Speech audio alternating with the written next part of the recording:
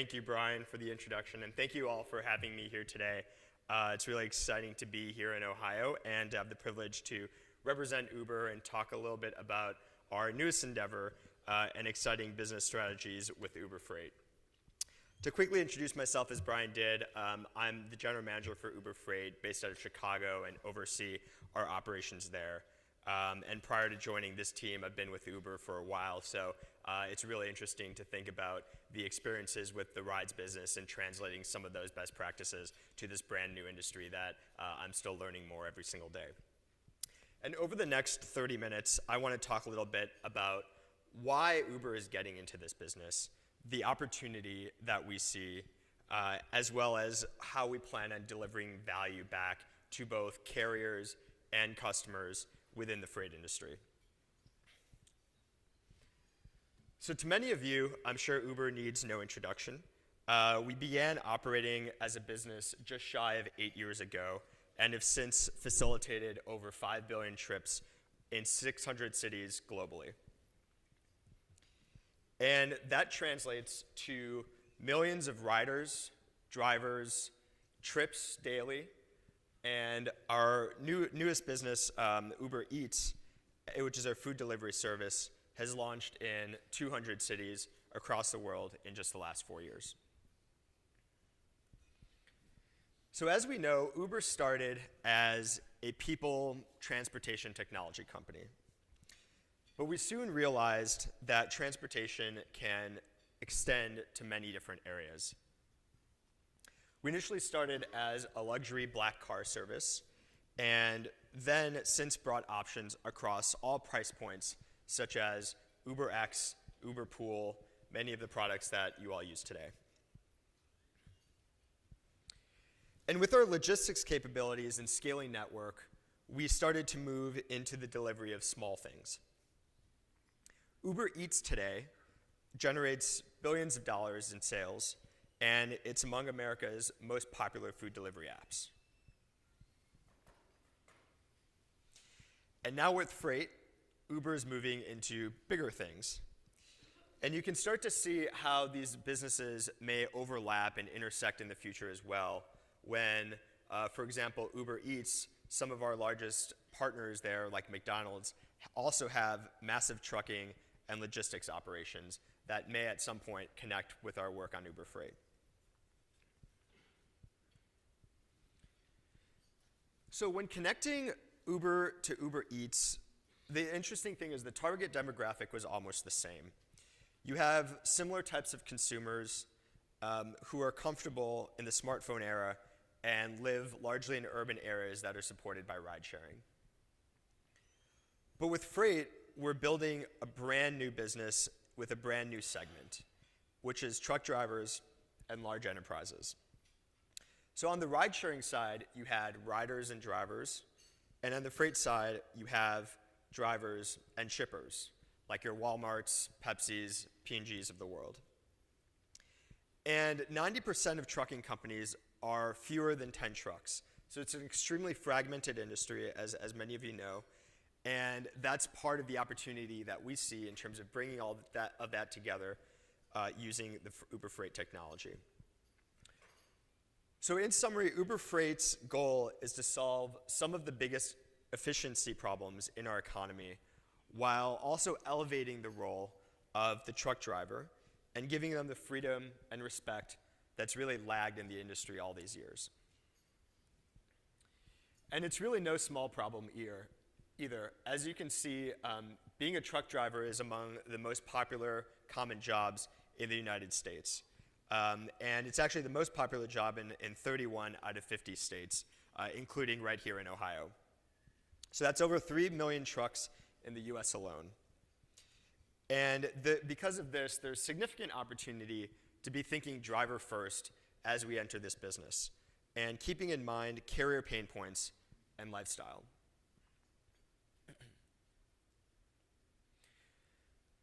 So that's what we've done. We've learned what drivers want. We've listened firsthand to their needs. The photo here actually is from the Mid-America Trucking Show earlier this year. And the gentleman in the middle is Greg Murphy, who's a former truck driver and a member on the Uber Freight marketing team. And on this panel, what we discussed was bringing the truck driver stories to life, discussing and understanding the concerns drivers may have about the future, and educating drivers about the benefits of technology in this industry. And the reality is that for these drivers, the job really isn't easy. Drivers on average are spending 200 nights a year away from home, away from their families, and they constantly need to choose between earnings and safety and pushing themselves to the limit every single day. So we have a video here from a gentleman named Trucker Brown who can discuss the driver experience firsthand.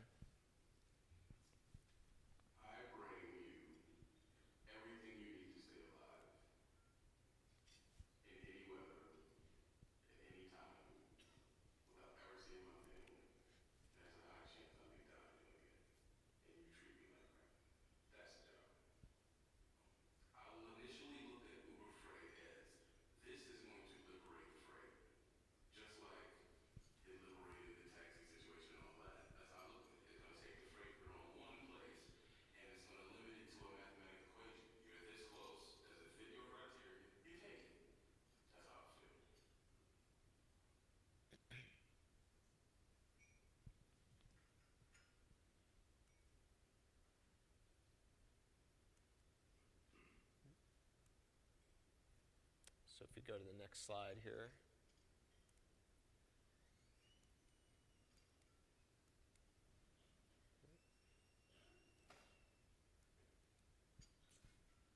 Try flipping. All right, cool. So as you can see, I'll kind of skip ahead here, but the basic concept in the industry is that shippers work with brokers to secure a truck, and are oftentimes there are intermediaries between the customer and actually the capacity that we're looking for. But the transaction is extremely manual and inefficient. And in today's world, there are millions of shippers, carriers, and thousands, tens of thousands of brokers in the middle of those transactions, with over 30 manual touch points needed in order to carry out a single transaction. So we can actually measure efficiency over time. And if we take a look at this data from the Department of Labor, different transportation sectors, rail, air, trucking, have all experienced technology over the last many years. But rail and air have actually become almost 2 times more efficient, while trucking has remained relatively the same. And a large reason for this is due to the fragmentation in the industry. US trucking capacity is spread across 470,000 fleets, and about 60% of fleets are single owner operators. So I started with this, but why does it make sense for Uber to be in this business? We see a ton of similarities with this industry as what we've seen with the taxi industry about 10 years ago. At one time, you may not remember, but you had to, if you wanted to schedule a taxi, you had to jump on the yellow pages, find a local taxi company, and this was all probably something you had to arrange the night before a flight if you wanted to fly out 5 a.m. the next morning. And the taxi may or may not have shown up. But now, Uber provides the reliability of pushing a button and getting a ride in minutes, even in less dense areas, even at 5 in the morning. So we have experience aggregating supply and building marketplaces.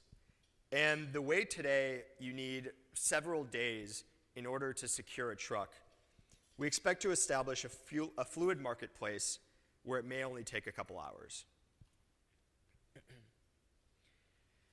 Trucking also represents one of the largest sectors in the US at $750 billion annually, which is significantly larger than the ride-sharing industry, which is in the second blue bar here, represented under ground passenger transportation.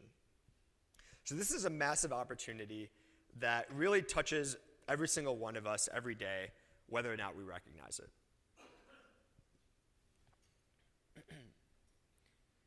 So we started with an app, a single place where drivers can look for loads and book them on their own. You simply enter your location, where you want to go, any other criteria, and the app allows you to book a load without any of the hassle. Search, click, and book.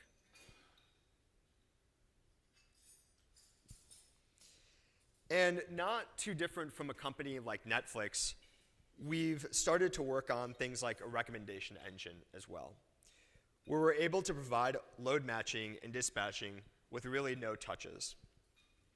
We learn driver preferences over time and use matching technology to predict which loads will be best for them. And the more loads they do, the better that matching works. So let's play another video that explains how these features actually play out in real life. Since 1989, I don't think I've driven over 3 million miles. The hardest part of our job is being away from the family. I constantly miss things because I'm out on the road. Last year, for the holidays, I couldn't get back to see my son before he left to go back to college. It's things like that that he misses, that he shouldn't have to. I would love it if Frank could be home more. That's one of the biggest things I regret in life, not being there for all those moments. Uber Freight said, well, what's one thing we can do for you? And I said, get me home. And they went and created a feature called Take Me Home. They'll get me a load out, and they'll find me a load that brings me home.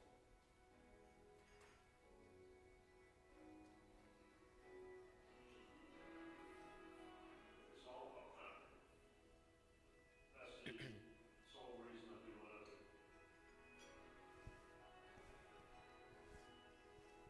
I'm Frank Lovell. I know that Uber Freight will take me home.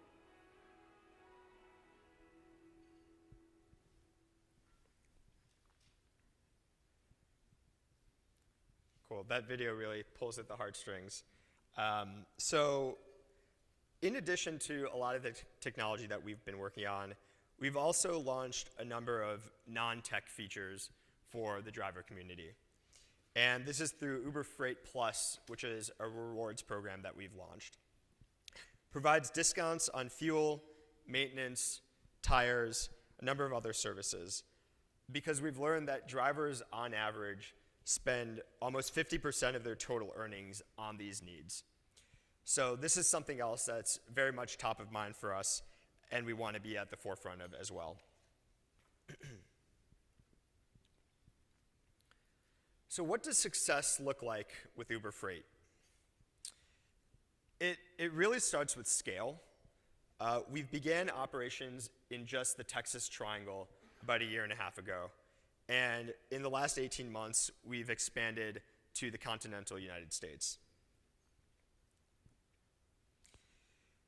And what's really pressure tested our ability is to provide service in times of significant need. Hurricane Harvey hit around this time in August last year. Category 4 hurricane, over $180 billion in damages. And there's tremendous need for disaster relief materials to be shipped down to the affected areas. One of our customers, Niagara Bottling, specifically needed to ship supplies to the disaster zone. But they needed to do so over the weekend, where most freight brokerages were out of office, and there was no real way for them to secure trucking capacity. But on the Uber Freight team, one account management rep went into the office on a Saturday and was able to leverage our technology to cover 137 shipments for Niagara. He simply put the loads on the Uber Freight app, and drivers were able to find, select, and book the loads themselves. The customer actually said that we're their only provider at that time because all other brokers, as I mentioned, had been gone for the weekend. So this is the real clear advantage of our app, as it's able to work 24/7, 365 days a year. And as we've scaled as a business, we've really seen these operations and these efficiencies step into our daily business as well.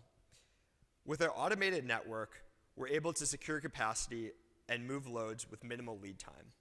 So in this graph, the red line represents loads that are automated through our app, and the blue line represents more manual, traditional styles of booking. And what you can see is the lead time required in order to secure a truck is significantly less when we use our technology.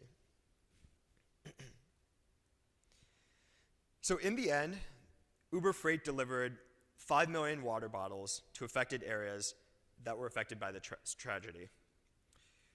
Uber Freight operations work to keep our drivers safe by sending them push notifications on their phones, warning them about the hurricane and warning them about impacted areas as it relates to road closures and safety. And through this tragedy, Uber Freight employees, drivers, carriers, and shippers all came together to make a positive impact in the Houston community, which ultimately led to a sense of trust within each other. And we're always seeking to partner with our customers in similar efforts when the needs arise. So I hope you enjoyed learning a little bit more about what we're up to at Uber Freight. This is really just the beginning for us, and we're really excited to move this industry forward as we work on this incredible journey. And I think we have some time for questions, so happy to take any questions that you may have. Yes.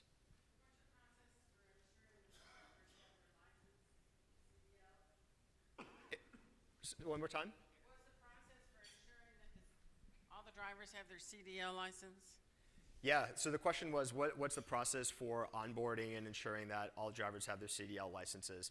So we comply with all regulatory requirements like any other freight broker. We have a team that's focused on compliance and onboarding that reviews all driver documents, public records as well, as any other carrier or provider would do so when we're bringing drivers onto our system. We also have an ongoing quality management system. So drivers being rated similarly to your own Uber driver that you might use every day, as well as things like quality standards for customers, whether or not they're canceling a large amount of loads, and they will receive warnings, and in some cases will move the worst actors off our system if the needs arise. Thank you, Sagar, for your presentation. Appreciate it. Hey, Uber just recently shut down its autonomous, self-driving trucks.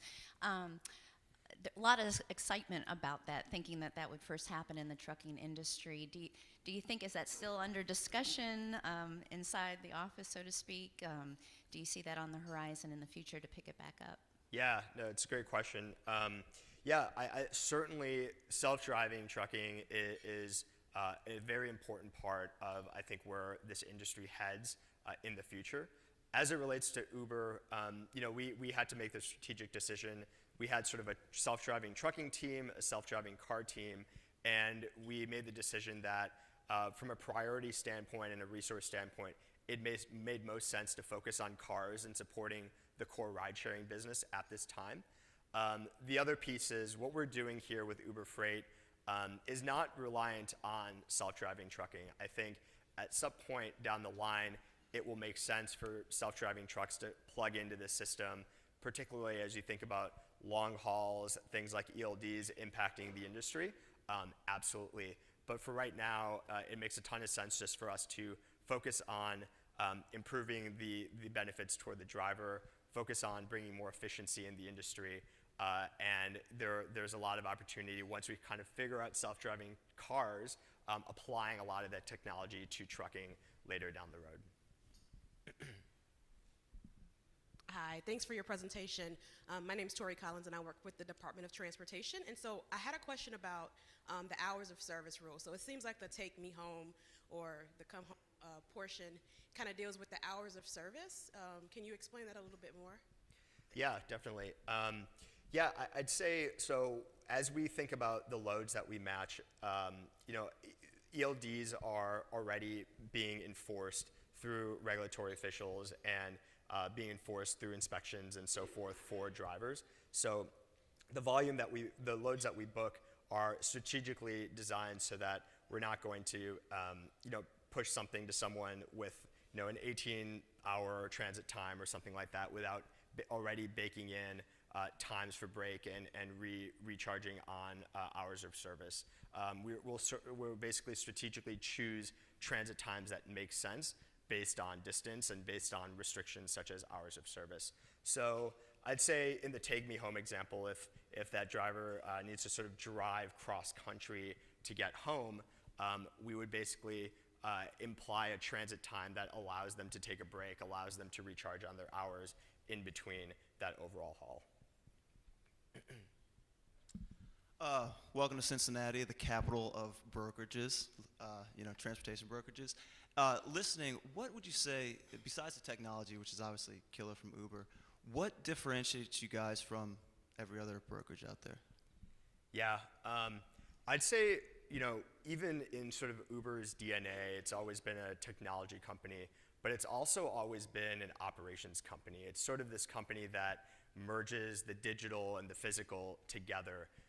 And even as when we started Uber Rides or Eats or any other business, we've had boots on the ground, really understanding the ins and outs of how those cities operate, what our drivers need, what we need to do to sort of fill the gaps when the technology isn't fully there yet.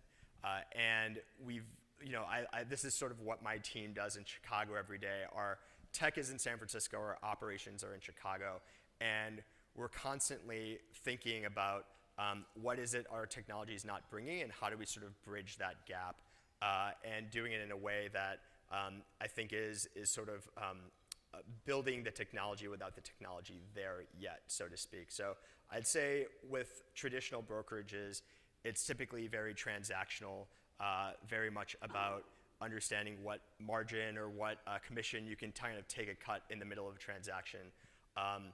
Our account managers, our carrier sales reps aren't commissioned. They're not really motivated by that. They're really motivated by building a business, doing right for our customers, doing right for our carriers, and working with product teams to basically communicate the needs that we're seeing on the ground every day. So having those two types of teams working together, I think, is what a lot of brokerages don't necessarily have. They haven't been focused on technology since their inception, and we're really trying to push that to our operations as well.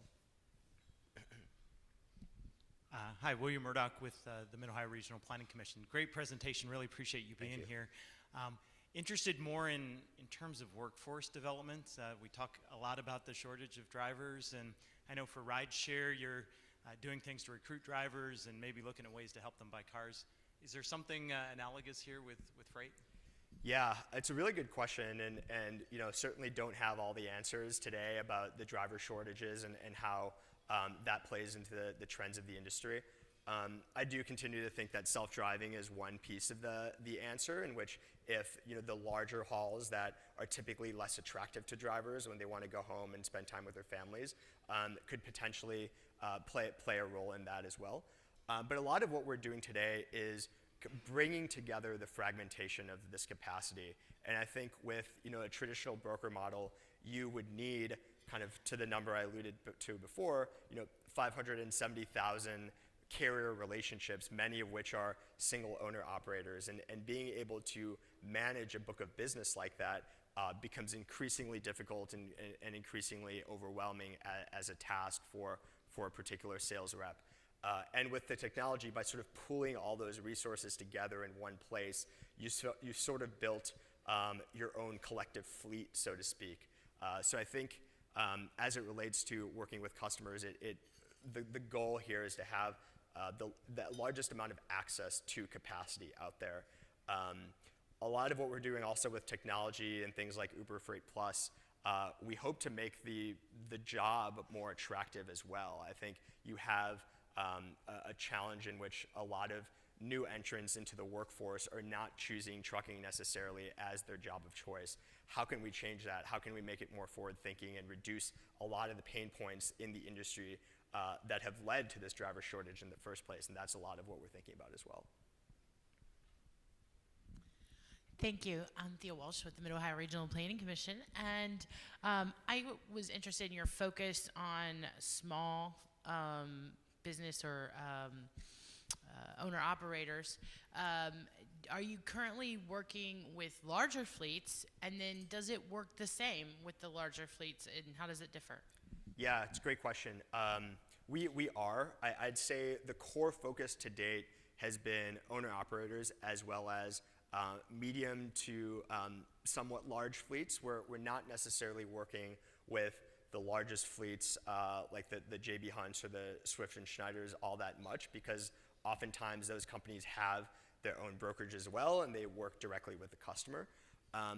But we are working with medium-sized fleets, and what we're doing there is we've actually created a new feature in our app called Fleet Mode, in which it's actually designed for a dispatcher working at a fleet that might have access to a few dozen trucks, and they can basically delegate loads and delegate trucks sort of from like a control tower type of mechanism. So we started with owner operators, but we're certainly working our way up and working on that front there as well.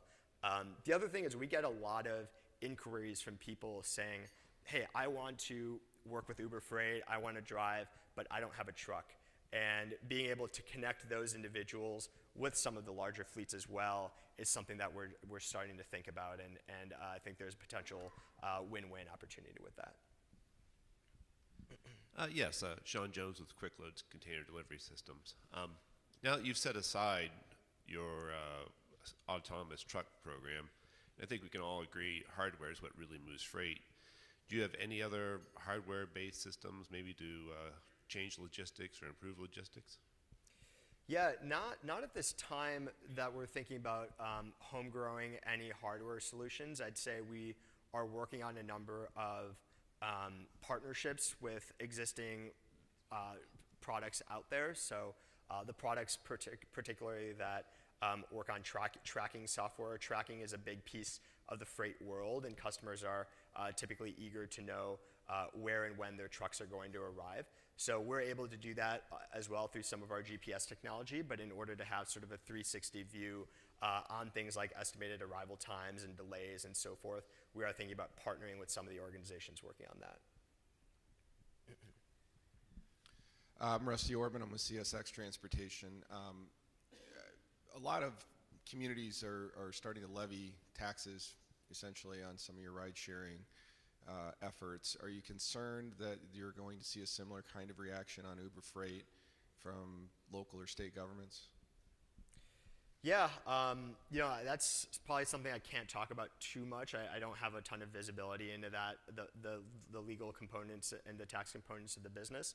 But I'd say what we're doing is not too different from what most freight brokerages have done over the last several decades. It's really about securing the capacity and kind of bringing everything together and automating what has typically been done over a lot of manual and inefficient practices. So I'd say the business model is relatively the same as what's happened all these years. We're basically just bringing a technology component over it.